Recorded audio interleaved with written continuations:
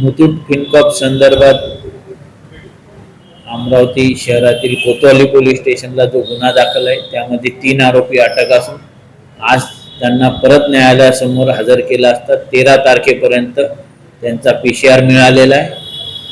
त्यांनी ज्या काही रकमेचा अपहार केला त्या रकमा आणि त्याबाबतचं दस्तावेज आणि मालमत्ता हे शोधण्याची मोहीम चालू आहे आणि पोलिसांचा तपास हा जास्तीत जास्त मालमत्ता जप्त करणे, दस्तावेज जप्त करणे या ॲक्शनवर चालू राहणार आहे।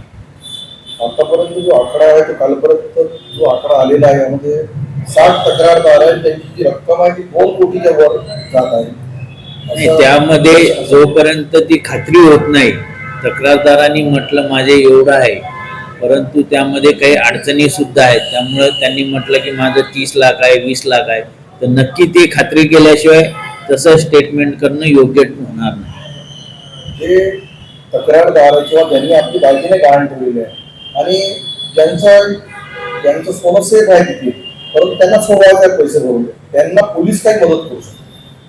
पोलीस सध्या यामध्ये मदत करू शकत नाही, कारण बँकेने त्यांचं जे मुद्देमाल आहे तो मुद्देमाल चेक करणे, प्रॉपर आहे की नाही याची खात्री करणे, याचं ऑडिट त्यांनी सुरू केलेलं आहे आणि त्यांनी सांगितलेलं आहे की त्यांचं हे ऑडिट करायला त्यांना 15 ते 20 दिवस लागतील।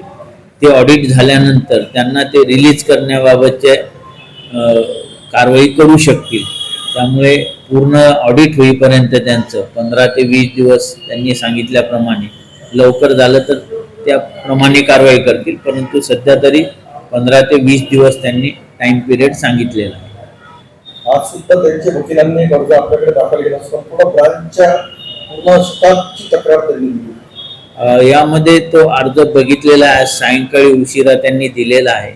यामध्ये ज्या काही तक्रारी त्यांना ऑनलाईन प्राप्त झालेल्या आहेत त्या तक्रारीचा संदर्भ दिलेला आहे आणि त्या संदर्भान्वये त्यांनी ही तक्रार केलेली आहे।